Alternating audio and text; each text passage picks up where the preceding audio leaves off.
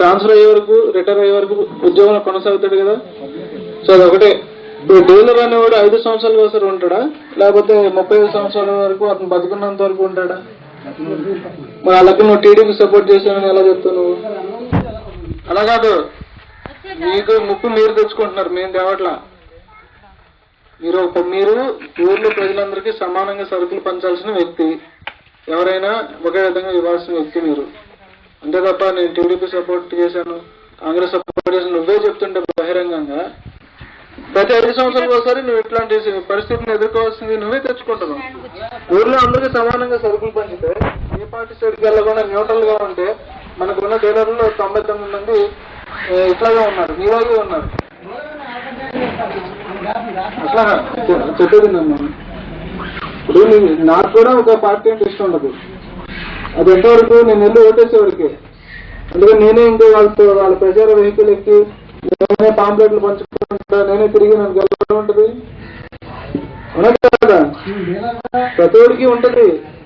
వాడు ఓటేసేంత వరకు నువ్వు డీలర్షిప్ లో లేవనుకో, రెచ్చుకో, నువ్వు జెండాలు కట్టుకో, చేతులకి కాళ్ళకి అన్నిటికీ జెండాలు కట్టుకొని తిరుగు కాదా అట్లా. కానీ నువ్వు ఒకసారి బాధ్యతమైన గవర్నమెంట్ పోస్ట్ లో నువ్వు ఉన్నప్పుడు ఆ విధంగా నిర్వర్తించాల్సిన అవసరం ఉంది. ఓకే సరే, అప్పుడు వాళ్ళు వ్యక్తిగత లక్ష్యంగా చేశారో ఏం వల్ల చేశారు అనేది ఆల్రెడీ ఇందులో వెరిఫై అయింది, దగ్గర చేస్తాము. సరే, ఇప్పుడు నెక్స్ట్ 4 లక్షలు ఫైన్ వేశారు కదా, దాని గురించి చెప్పు. 4 లక్షలు ఫైన్ ఎంత వేసారు, నువ్వు ఎంత కట్టావు, నువ్వు ఎంత కట్టాలి, దాని గురించి చెప్పు. సార్ 103 కింద షార్టేజ్ చూపించి నన్ను మా వేరే ఇన్ఛార్జ్ చేసినప్పుడు సెక్రటరీ గారు విలేజ్ సెక్రటరీ అప్ చెప్పారు సార్. రేషన్ అంతా అప్ చెప్తే అది మామూలు అంకనం పడి తీవ్రస్నానం డీలర్స్ ద్వారా బయటకు పంపించారు. రేషన్ షాప్ ద్వారా అమ్మిస్తారు సార్. అమ్మిచ్చేసి ఆ వచ్చిన అమౌంట్ని పలానా కనమూరి ప్రతాపరెడ్డి గారి వద్ద సీజ్ చేయబడిన బియ్యం ఇంత బియ్యం సీజ్ చేసాము, దీనికి అమౌంట్ చెప్పి నిలబుట్టి ప్రజలకు చాలా కట్టేశారు సార్. నా దగ్గర 103 క్వింటాలు సీజ్ చేశారు సార్. 116 క్వింటాలు సార్ సీజ్ చేసింది. ఏం చేశారు, రేషన్ షాపుల ద్వారా అమ్మిచ్చేశారు సార్. అమ్మిచ్చేసి 5,500 సార్, అది 5,000 రేట్ అన్నప్పుడు అవి వచ్చిన అమౌంట్ని పలానా ప్రతాప్ రెడ్డి గారి వద్ద సీజ్ చేసిన విలువ 63,000 సొంత వచ్చిందని చెప్పి ప్రజలు చలానం కట్టి గవర్నమెంట్కి సంగ్రహం చేశారు సార్. చలానం ఇచ్చారు సార్. దాంట్లో నాకు ఎటువంటి అమౌంట్ కట్టాల్సిన అవసరం లేదు సార్. నా దగ్గర సీజ్ చేసిన అమౌంట్ ఆల్రెడీ గవర్నమెంట్ పే చేస్తుంది సార్.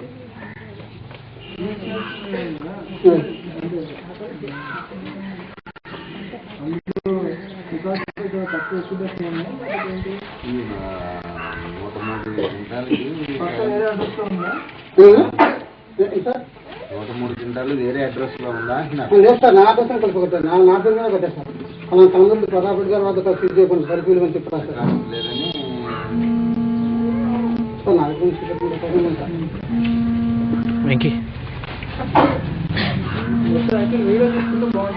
సార్ తెచ్చినా సార్, ఫోన్ వస్తుంది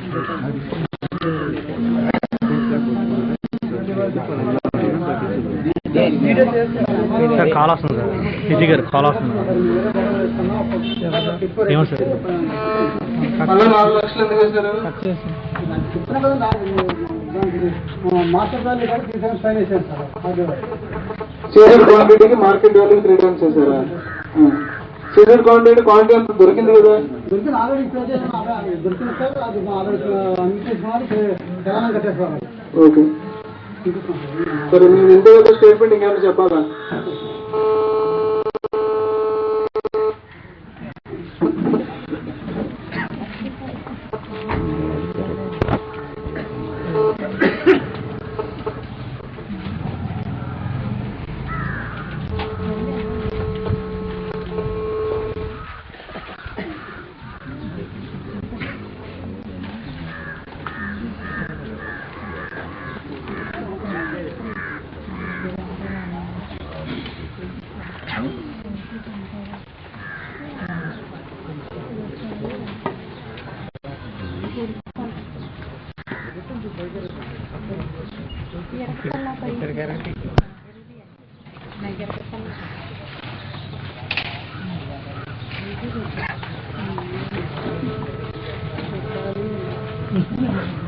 Gracias.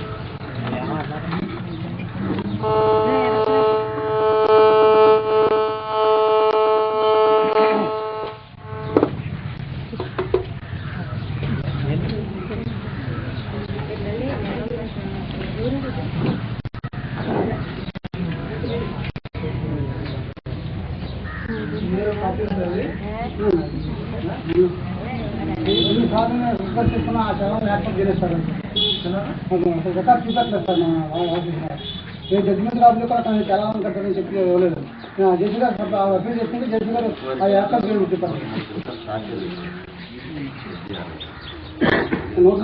పీడిఎఫ్ 13 క్వింటాలు సార్ మొత్తం 116 క్వింటాలు 116 క్వింటాలు తెస్తే నేనే చెప్పాను సార్ లేదండి డీలర్ లైసెన్స్ లో ఎక్కడ నీ పేరు ఉందో, ఎక్కడ నంబర్ ఉందో, ఎక్కడ అడ్రస్ ఉందో అందులోనే అలాంటప్పుడు రిటర్న్ లో పర్మిషన్ తీసుకుని చెయ్యాలి.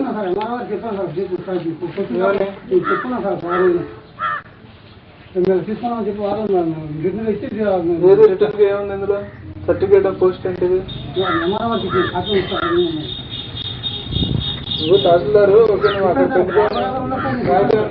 అప్పుడు తహసీల్దార్ ఎవరు?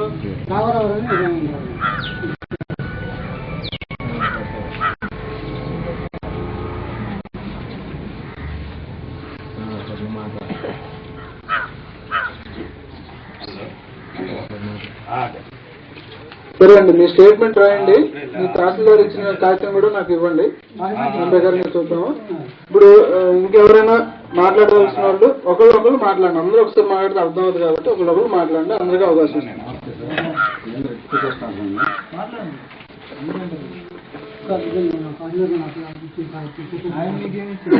నాకేమో సార్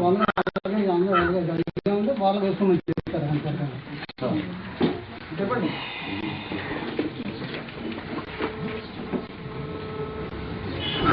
జిల్లాధికారి ఆర్డీఓ గారికి, ఇక్కడికి వచ్చిన గ్రామ ప్రజలకు, సర్పంచ్ గారికి అందరికీ నా హృదయపూర్వక ధన్యవాదాలు.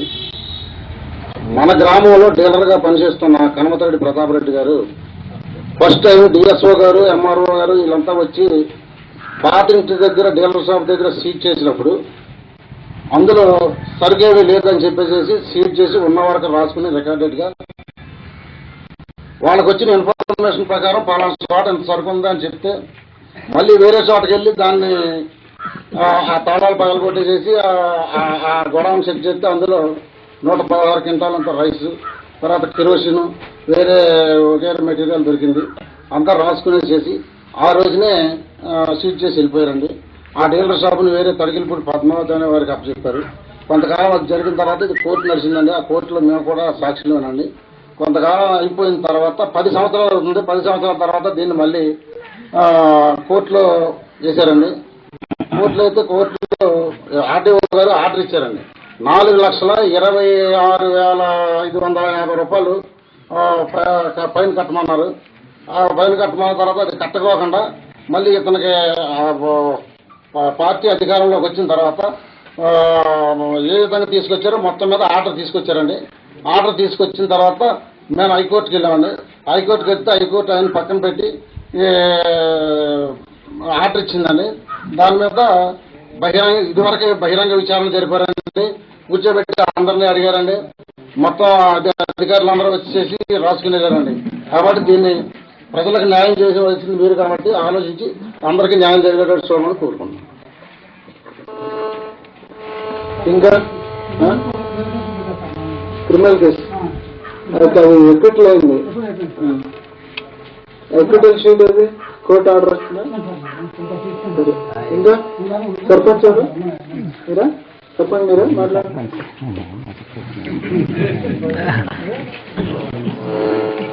మాట్లాడాలండి, మహిళలు మాట్లాడరు, పురుషులు మాట్లాడతారు కదా. మీరు వేస్తుంటా మీరు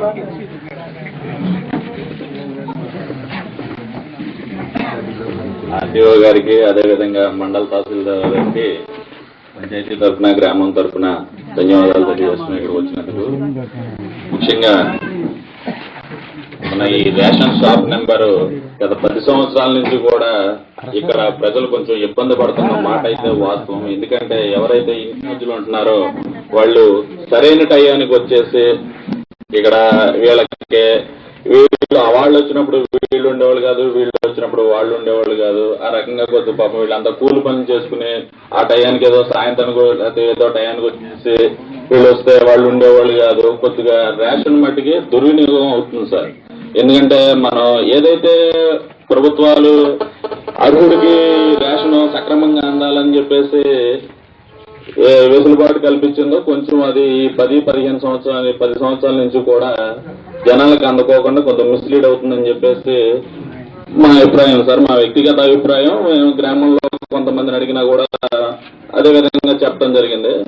మా ముఖ్య ఉద్దేశం ఏమిటంటే లోకల్ గా ఉన్న వ్యక్తులకి ఇటువంటి రేషన్ సప్లై చేసినట్లయితే వ్యక్తిగతంగా వాళ్ళకే వీళ్ళకే రిలేషన్ బిల్డ్ అయి ఉంటది కాబట్టి కొంచెం ఒక గంట అటు ఇటు అయినా సరే, ఇంకొక గంట అరగంట అటు ఇటు అయినా సరే వాళ్ళకి సక్రమంగా అందుతుందని చెప్పేసి మా అభిప్రాయం.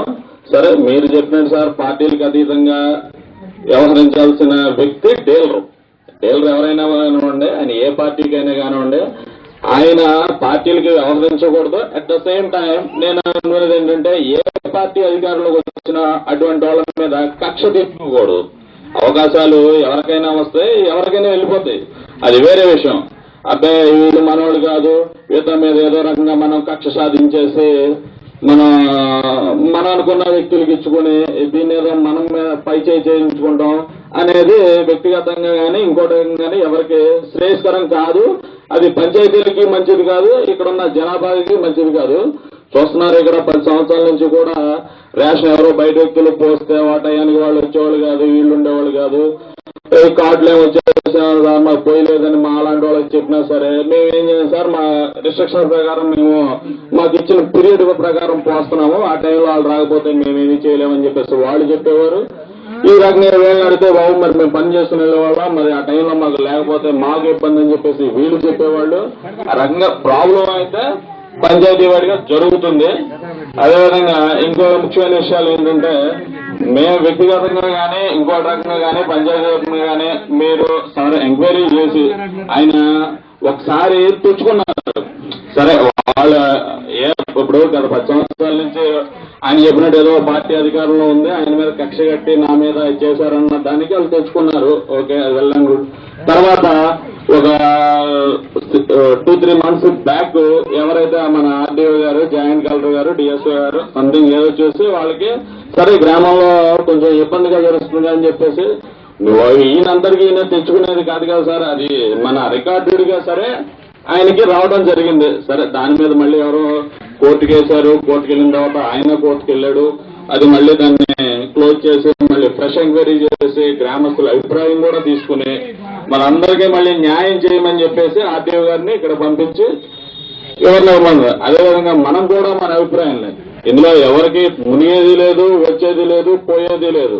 కాకపోతే ఏంటంటే చాలా మంది మన రేషన్ ఇలా మన పంచాయతీలో వచ్చేసి దాదాపు 800 వైట్ కార్డులు ఉన్నాయి, 800 రేషన్ కార్డులు ఉన్నాయి. అవి సక్రమంగా ఉన్నాయో అసక్రమంగా ఉన్నాయో అనేది అది గవర్నమెంట్ చూసుకుంటది. కాకపోతే ఏంటంటే ఎక్కువ యూజర్స్, ఎక్కువ లబ్ధిదారులు ఎక్కువ ఉన్నారు కాబట్టి వాళ్ళని మనం దృష్టిలో పెట్టుకుని ఇలా ప్రతాప్ రెడ్డి పోయొచ్చు, ఇంకొకళ్ళే పోయొచ్చు. సో ఎవరైనా పోయాలి కాబట్టి మనం లోకల్ గా ఉన్న వ్యక్తులు మనం ప్రిపేర్ చేసుకుంటే మనకి ఇబ్బంది లేకుండా ఉంటుందని చెప్పేసి నా వ్యక్తిగత అభిప్రాయం. సో మేము ఆర్డీఓ గారికి మేము రిక్వెస్ట్ చేసుకునేది ఏంటంటే ఈ పంచాయతీ తరఫున మీరు ఎంక్వైరీ చేసి కొద్దిగా లోకల్ ఉన్న వాళ్ళకి, నా వ్యక్తిగత అభిప్రాయం అయితే ప్రతాప్ రెడ్డి గారు అయితే లోకల్లో ఉంటాడు కాబట్టి ఆయన ఇదివరకు 15 సంవత్సరాలు చేశాడు. అటువంటి ఇదివరకు 15 సంవత్సరాలు చేసినప్పుడు ఆయన మీద అయితే మరి కంప్లైంట్లు అయితే వచ్చినవి కాదు. 15 సంవత్సరాలు ఫ్రీగానే తెచ్చుకున్నారు, ఫ్రీగానే జనాలు కూడా ఎటువంటి ఇబ్బంది లేదు. ఈ 15 సంవత్సరాలు ఆయన ట్రాక్ రికార్డు కూడా చూడండి. అదేవిధంగా ఆర్టీఓ గారిని మనవి చేసుకునేది ఏంటంటే ఇప్పుడు మన వ్యక్తిని మనం ఆ వ్యక్తి మంచోడా చెడ్డోడా అన్న దానికి మనకి ఉదాహరణ అతని ప్రొఫైల్ చూసుకోవాలి. అతని ప్రొఫైల్ కానీ అతని ట్రాక్ రికార్డు కానీ అది కూడా చూసుకోండి మీరు, అది కూడా తీసుకుని పరిణలో తీసుకుని. అదేవిధంగా ఇదివరకు పనికి ఆహార పథకం అని చెప్పేసి ఆయన చెప్పిన మాట వాస్తవం, దానికి కొంచెం అధికంగానే బియ్యం సప్లై అవుతా ఉండేది. ఎందుకంటే ఉదాహరణకి ఇదివరకు పనికి ఆహార పథకం అని చెప్పేసి జేసీపీలతోటి వర్కులు చేసి దానికి సంబంధించినటువంటి బియ్యం ఇచ్చేవారండి. కరువు పని నిమిత్తంగా మనుషులు పెట్టి చేయించి వాళ్ళకి బియ్యం సప్లై చేయమని చెప్పేసి ఇదివరకు టీడీపీ గవర్నమెంట్ లో కూపన్ సప్లై చేసేవారు. ఆ రకంగా వీళ్ళకి వచ్చేసి మామూలుగా జనరల్ గా ఇప్పుడంటే 800 కార్డులే కానీ 200 కార్డులేనండి. వీళ్ళకి వచ్చేసి అప్పుడు గోడౌన్స్ సఫిషియెంట్ గా లేకపోవటం, ఈ అదనంగా ఈ మెటీరియల్ అంతా ఎక్కువ రావటం, వీళ్ళు అరే మనం తెలిసిన వాళ్ళే అని చెప్పేసి ఎవరినో రిక్వెస్ట్ చేసుకుని పక్క రూమ్ లో అడ్జస్ట్ చేసుకుని వాళ్ళకి వీళ్ళకి కూడా మ్యూచువల్ అండర్స్టాండింగ్ ద్వారా బాగా జరిగింది. అదేవిధంగా ఇది మనం ఒకటి గుర్తుంచుకోవాల్సిన విషయం ఏంటంటే ఇది 2004 ఇప్పుడు పార్టీని నేను ఉదాహరించకూడదు కానీ పార్టీ అధికారంలోకి వచ్చిన తర్వాత ఇటువంటి జరిగిందని నా వ్యక్తిగత అభిప్రాయం సార్. సార్ మీరు దయచేసి కొద్దిగా ప్రజలకు ఉపయోగపడే విధంగా ప్రజాభిప్రాయ సేకరణ చేసి మంచిగా అతను ఎలా అయితే సప్లై చేశాడు ఇదివరకు, ఇప్పుడు ఈ 10 సంవత్సరాల నుంచి మీరు పడుతున్న ఇబ్బందులు ఏంటి, ఇప్పుడు ఈ నేను వ్యక్తిగత చూస్తుంటే గత 3 నెలల నుంచి కూడా ఎవరో ఒక సంవత్సరం డీలర్ని తీసుకొచ్చేసి ఈ కోర్టు అయిన తర్వాత ఒక డీలర్ని తీసుకొచ్చి వేసుకున్నామండి ఇక్కడ ఇన్ఛార్జ్ కింద. అది ఎంఆర్ఆర్ ద్వారాగా తడికిలపూడి డీలర్ కింద ఇన్ఛార్జ్ చేసుకున్నారు.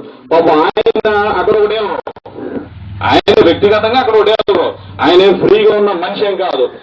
ఆయన ఇక్కడికి వచ్చి ఆయన ఇచ్చే టయానికి ఏమో వీళ్ళు ఉండకపోవడం, వీళ్ళు ఇచ్చే టయానికి ఆయన ఉండకపోవడం, ఆయన కూడా సార్ దీని మీద నాతో 4-5 సార్లు చెప్పడం జరిగింది. సార్ దీని ఏదైనా మీరు ఏదైనా చేసి మీరు ఒకసారి ఆర్డీఓ గారికి కానీ ఎంఆర్ఓ గారికి కానీ సంబంధించిన ఎంఆర్ఓ గారికి కానీ ఒకసారి దీని గురించి మాట్లాడి కొంచెం మాకు బర్డెన్గా ఉంది సార్, దీన్ని కొద్దిగా మీ లోకల్లో ఉన్న వాళ్ళకి ఇచ్చుకుంటే మంచిదని చెప్పేసి ఆయన కూడా, ఎందుకంటే ఆయన పోస్టానికి అర్హుడే, కాకపోతే అనేది ఏంటంటే ఆయనకి అందుబాటు ఉండేవి కాదు. ఎందుకంటే ఆయన తడిగిలిపోయి అంటే మనకు తెలిసిందే, మన మీద పెద్ద పంచాయతీ అది, మన మీద ఎక్కువ గ్రామం, అది పెద్ద గ్రామం, మనకన్నా ఎక్కువ కార్డులు ఉన్నాయి.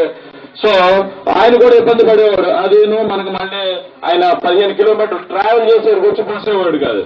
మనకి అదేమో లేడీస్ పేరు ఉంది, మన పంచాయతీకి ఏమో ఈ సఫిషియెంట్ గా బస్సు కూడా లేదండి ఒక 10 సంవత్సరాల నుంచి కూడా. ఇప్పుడు ఆవిడ తీసుకురావాలంటే ఇంకో అర్జెంట్ ఎవరో మనిషి రావాలి, వాళ్ళు వచ్చి సఫిషియెంట్ వాళ్ళు ఇక్కడ పోసేటానికి వీళ్ళు ఉండేవాళ్ళు కాదు. ఈ మధ్య పండుగ సరుకులు వచ్చినాయి, అవి ఇంకా జనాలకి ఎక్కువ బాగా అందాలని చెప్పేసి గవర్నమెంట్ చాలా ప్రెస్టేజ్ గా తీసుకుంది. ఇటువంటి కూడా దృష్టిలో ఉంచుకుని సదరు ఆర్టీఓ గారిని ఎంఆర్ఓ గారిని నేను కోరుకునేది ఏంటంటే మీరు సమానంగా న్యాయం చేసి పార్టీలకు అతీతంగా, ఒక పార్టీ అనేది కాదు మేము ఉచ్చారించడం, ఒక పార్టీ అని ఈ పార్టీ అయితేనే మేలు ఇంకో పార్టీ అయితే మేము అని మేము అనం, కానీ మీరు కూడా ప్రజాభిప్రాయం చేసి జనాలందరికీ ఎవరైతే అర్హులో ఎవరైతే ఉపయోగపడతారో అటువంటి వ్యక్తిని మీరు చూస్ చేసి సెలెక్ట్ చేయాలని చెప్పేసి నా వ్యక్తిగత అభిప్రాయం. ఈ అవకాశం ఇచ్చినటువంటి ఆర్టీఓ గారికి కానీ సార్ ఎంఆర్ఓ గారికి కానీ అదేవిధంగా పంచాయతీ గారి ప్రెసిడెంట్ గారికి కానీ అందరికీ ధన్యవాదాలు తెలియజేసుకుంటున్నాను.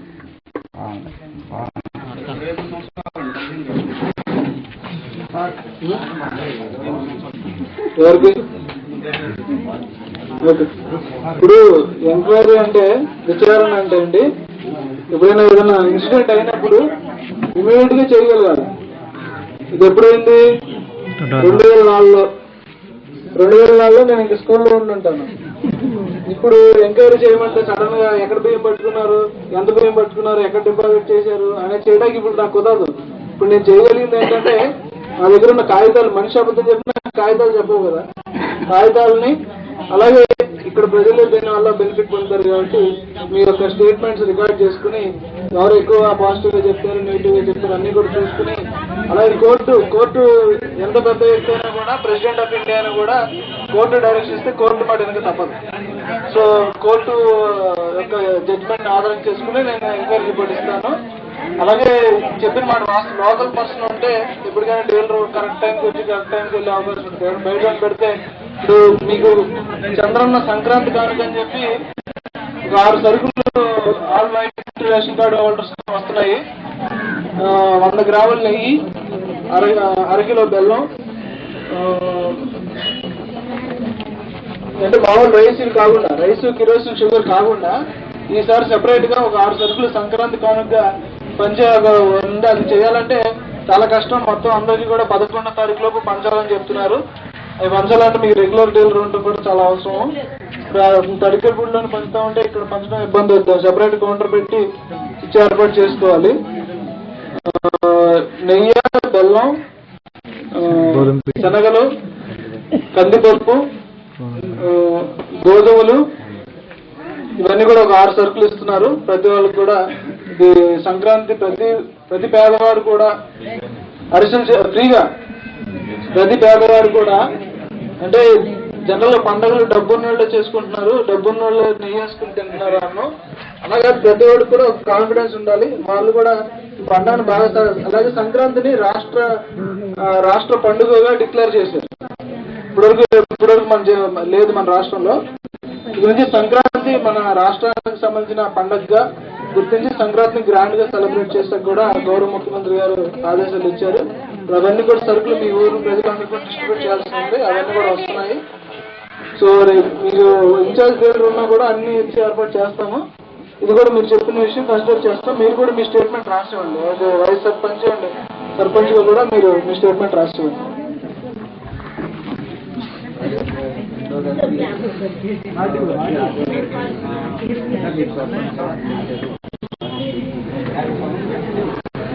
హలో, మన తల్లి కూడా ఆయన చేశాడు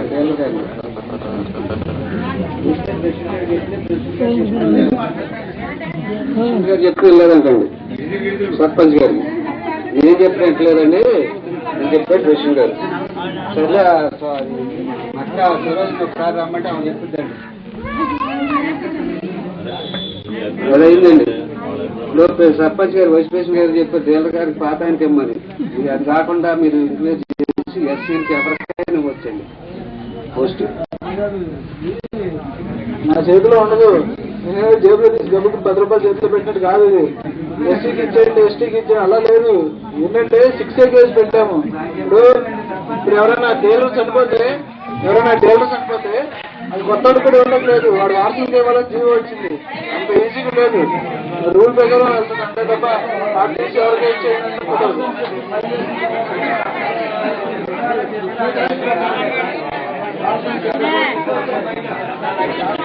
సార్, డీలర్ని 3 times ఫాల్స్ అని చెప్పేసి కోర్టు 2 సార్లు కోర్టు ఫాల్స్ ఇతను 4,26,26,000 రూపాయలు ఫైన్ వేసా కూడా అతనికే ఇస్తే అతను సక్రమంగా డీలర్షిప్ చేస్తారనే నమ్మకం ఏమనుంటే అలాగే చేయండి సార్. లేదంటే ఫ్రెష్ క్యాండిడేట్ ఏమన్నా మీ ఇష్టం వచ్చిన క్యాండిడేట్ ఇంటర్వ్యూ ద్వారా కానీ ఏదో విధంగా ఆలోచించి పెట్టండి సార్. జనాలకి న్యాయం జరిగేటట్టు చూడమని మేము కోరుతున్నాం. అంతే తప్ప వాళ్ళకి ఇవ్వండి వీళ్ళకి ఇవ్వండి కాదు, పార్టీ పరంగా కాదు. తప్ప మేము అనేది ఏంటంటే ఆ రోజున ఇంత సరుకులు ప్రొవైడ్ చేసి ఇంత మోసం జరిగిన తర్వాత ఇవాళ జనాలకు న్యాయం జరుగుతా అనేటటువంటిది మా ఆలోచన. కాబట్టి కోర్టు కూడా పక్కన పెట్టింది. కాబట్టి దాన్ని కూడా పరిగణలో తీసుకుని మేము ఇచ్చినటువంటి కంప్లైంట్ మాకు చేస్తుంది ఆలోచించమని కోరుతున్నాం. స్టేట్మెంట్ ఇచ్చారండి. ఇదే మీ స్టేట్మెంటా? ఒక నిమిషం.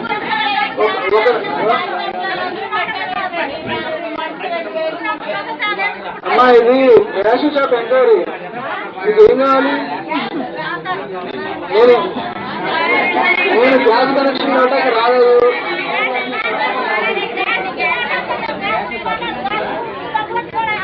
నేను గ్యాస్ కనెక్షన్ ఇవ్వడానికి వచ్చినాను కాదు, సిలిండర్ ఇవ్వడానికి కాదు.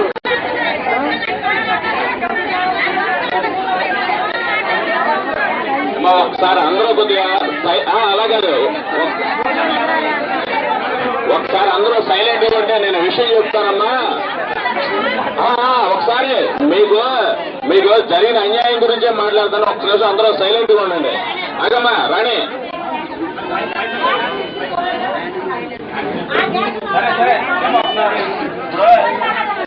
అలా కదమ్మా మీకు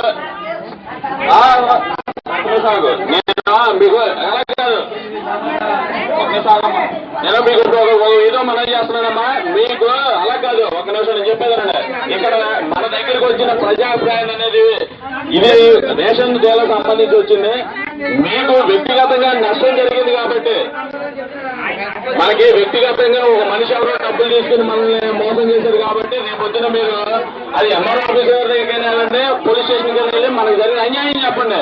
దయచేసి ఇక్కడ దాని గురించి మాట్లాడుతామా. నేను మరి ఇంకోలా చెప్తున్నాను.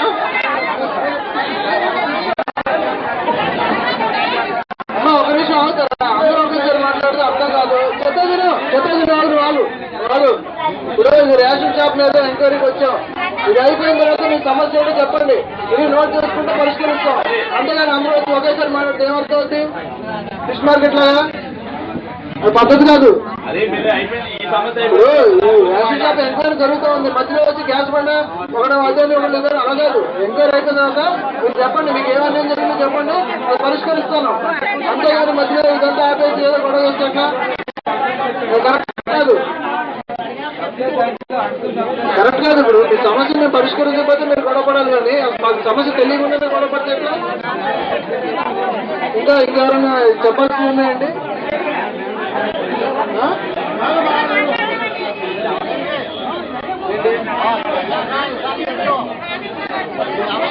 సంతకం చేసి అందరితో సంతకాలు చేయించి ఇవ్వండి. అవతల పార్టీ వాళ్ళు కూడా సంతకాలు చేసిస్తారు. అవన్నీ మేము ఎవిడెన్స్ లో పెట్టుకుంటాం. ఏదో మీరు ఇచ్చేవని వాళ్ళు ఇవ్వలేదని నేను ఇచ్చేయడం ఉండదు. ఈ రికార్డ్ అంతా పరిశీలించి మీరు సంతకాల ద్వారా తీసుకోవచ్చు. మీరు ఎవరైతే డీలర్గా ఈయన ప్రతాప్ రెడ్డి గారు కొనసాగాలనుకుంటున్నారో మీరు అందరూ కూడా సంతకాలు చేసుకుని సపోర్టివ్ లెటర్ ఒకటి ఇవ్వండి. ఎవరైతే మాకు ఒకసారి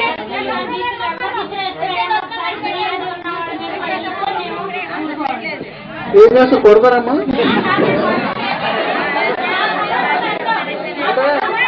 చూడండి చూడండి,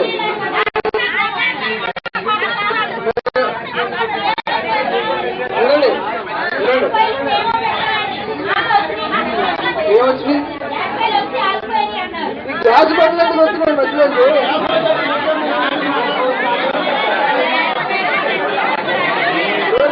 నేను ఏ విషయం మాట్లాడుతున్నా, మీరు ఏ విషయం మాట్లాడుతున్నానండి? ఎవరికి ఇచ్చారు? నాకు ఇచ్చారా? నాకు ఎవరు ఇచ్చారా?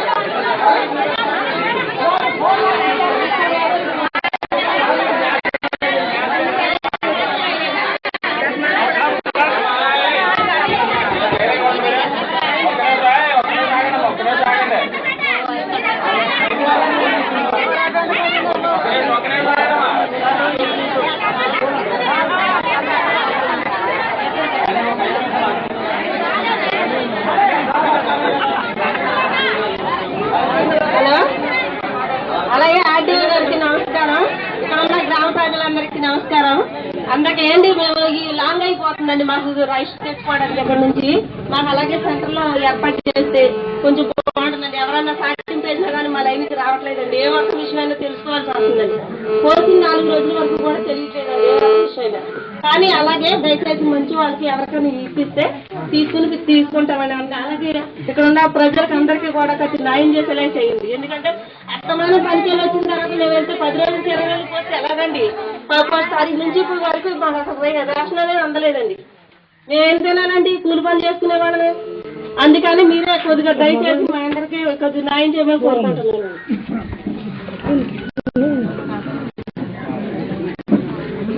కరెక్ట్ మీరు చెప్తుంది అమ్మా. ఒక్క నిమిషం సిలిండర్ గురించి మాట్లాడతాను. లాస్ట్ లో 1 నిమిషం ఆగండి. ఇది సిలిండర్ల ఎంక్వైరీ కాదు. 1 నిమిషం ఆగండి. మీరు లాస్ట్ లో మీకు మాట్లాడతారు. మీ సిలిండర్లు ఎవరు డబ్బులు తీసుకున్నాడో వాడికి పోలీస్ స్టేషన్ లో పెట్టి మీకు డబ్బులు కూడా ఇప్పిస్తాను. మీరు 1 నిమిషం ఆగండి. నాకు అర్థమైంది ఈ సమస్య ఏంటో. ఇది అయిపోయింది, మీతో మాట్లాడతాను. మీరు ఇప్పుడు చెప్పిన మాట వాస్తవం. చాలా ఇబ్బందిగా ఉంది. వెంకటేష్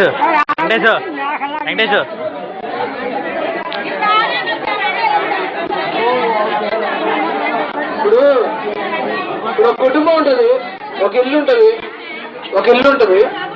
ఆ ఇంట్లో అన్నదమ్ములు ఇద్దరు ఉంటారు. ఇద్దరు ఒకరు పడత కొట్టుకుంటూ ఉంటారు. జనరల్ గా అన్ని ఇళ్లలో అలా జరుగుతూ ఉంటది.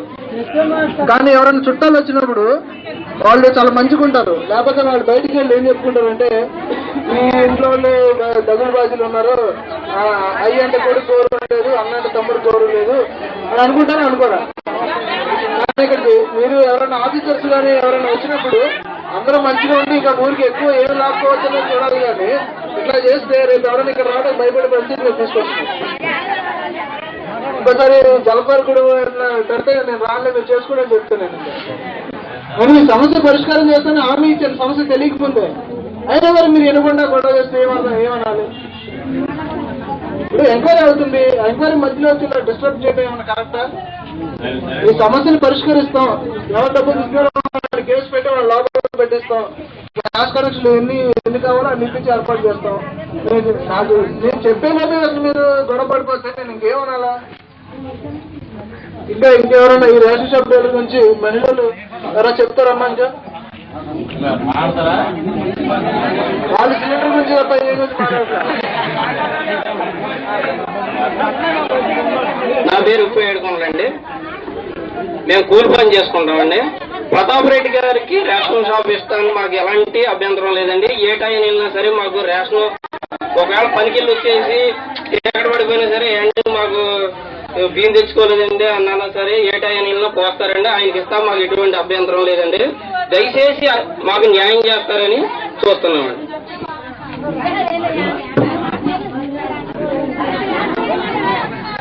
హలో, పేషెంట్ అందరి కోసం కూరుకుంటే మేము చెప్పిన వాళ్ళకి మీకు అర్థమవుతుంది. మాధవరెడ్డి గారు డీలర్ పోస్తం కూడా నాకు అందరికీ మంచిదేనండి. సపోజ్ నేను ఉత్సాహం చెప్తున్నాను, మా ఇంటికి చుట్టాలు వచ్చారండి. మాకు అసలు ఇంటి భూమి లేదండి. మా ఇంటికి చుట్టాలు వచ్చినప్పుడు ఒక ఇద్దరు ముగ్గురు వచ్చారండి. చూద్దాం అంటే డబ్బర్ బియ్యం కూడా ఇంట్లో లేవండి. తరాలు తెచ్చుకోవాలి, రైస్ తెచ్చుకోవాలి. పాతరెడ్డి గారి దగ్గర వెళ్ళండి, చుట్టాలు వచ్చారండి. కొంచెం పొద్దున్న వెళ్ళానండి, కొంచెం నా బియ్యం పోయిన రైస్ ఇంటికాడ చుట్టాలు వచ్చారు, అది తింటాకి ఏం లేదన్నా. ఎవరు నీ తొంపదాకా అంటే మరి ఎంత పొద్దున్న అట్లా డేవర్ అనేది 7 తీస్తారు, 8 తీస్తారు. ఎంత పొద్దున్న అంటే వాళ్ళు తీస్తారో సరే రా అని చెప్పి సంతకం చేసి బియ్యం పోపించుకున్నారండి. అలాంటి వ్యక్తి మనకు కావాలని నేను కోరుకుంటున్నానండి. అందరికీ నలుగురు ఉపయోగపడే వ్యక్తి అండి. ఇప్పుడు సపోజ్ చెప్తానండి, నన్ను చుట్టాలు కానీ ఇంట్లో తింటాకి లేకపోయినా కానీ పద్ధతి కానీ తొలుపు కొట్టి పైన పోస్తూ వ్యక్తండి. మరి ఎలా మోడీ జరిగిందనేది మాకు తెలియదండి. కానీ అందరికీ కూడా పోసిన 23 సంవత్సరాలు పోసిన 15 సంవత్సరాలు పోసిన నాకైతే అనుభవం లేదండి. కాకపోతే ఇప్పుడు అందరూ పోసిన ఎత్తే మంచి ఎత్తండి. కృష్ణతో సగా కానీ రైస్తో సగా కానీ అన్ని మంచిగా పోసేవారు. అందరూ అనుగురుగా అందరూ తీసుకునేవారండి. నాకు ఇప్పుడైతే ఆయన మీద ఎందుకు స్టేట్ కలిగేస్తారో మాకు తెలియదు. ఇప్పుడు కూడా నాకు ఆయనే కావాలని మేము కోరుకుంటున్నామండి. ఎందుకంటే రేపు ఏ టైం వెళ్ళి బియ్యం కావాలన్నా సరే టైం పోసే వ్యక్తి ఎక్కడో నుంచి వస్తున్నారు. టైం నుంచి టైంకి బియ్యం లేవు, పనికి వస్తున్నావు ఏంటి రైస్ టైం అయిపోయిందమ్మా నేను వెళ్ళిపోతున్నాను చెప్పి వెళ్ళిపోయారండి. కొన్ని రోజులు సొసైటీ ద్వారా పోసారండి. ఏంటి రైస్ అండి నా టైం 1 గంట వరకే, 12 వరకే, నువ్వు ఈ టైం దాకా వస్తే నేను పోయిను అని చెప్పి కోట్లు మూసేసి వెళ్ళిపోయారండి. మళ్ళీ ఆ టైం మళ్ళీ ఎప్పుడు మళ్ళీ తెల్లారితే మళ్ళీ అండి మళ్ళీ పనికి వెళ్ళాలి. ఎలా కుదిరేది కదండి. అలాంటి జరిగినాయండి. అందుకే మీకు పదిరెడ్డి గారికి కావాలని మేము గట్టిగా అందరూ కోరుకుంటున్నామండి. అందరికీ ఉపయోగపడే పని అండి. ఏ పార్టీ విధంగా అంటే ఏదైనా తర్వాత విషయాలు పక్కన పెట్టండి, మనకు అందరికీ పదారెడ్డి గారికి కావాలని నేను మరి కోరుకున్నానండి. హలో,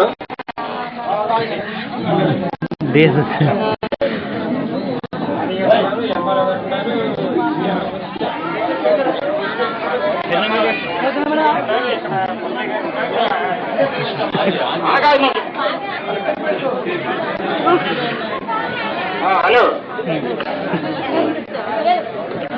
ఇక్కడ నుంచి చెప్పేది ఏంటంటే మనం అందరం వచ్చింది మందకు మంచి కోసం వచ్చాం. పార్టీ గురించి కాదు, మన దెబ్బలాడుకుంటాం కాదు. మనం అందరం మంచిగా ఉండాలి. రమ్మని ఇలాంటి సూర్యుడు గారు రమ్మని, ఇలాంటి చెట్ల రమ్మని, ఇలాంటి సూర్యుడు గారు రమ్మని, ఇలా నేను అమ్మని మీరు రమ్మంది. మనకందరికీ మంచిగా ఉండాలి. దాని గురించి మీకు ఎవరు మంచి వాళ్ళంటే వాళ్ళకి చెప్పండి న్యాయం. ఒక ప్రతాపరెడ్డి గారు అని మనకు వద్దు, సూర్యరెడ్డి గారు అని కాదు, నేనని కాదు, ఆయన కాదు. ఇక్కడ వైశ్వేశ్వర గారు ఉన్నారు, కృష్ణుడు గారు ఉన్నారు.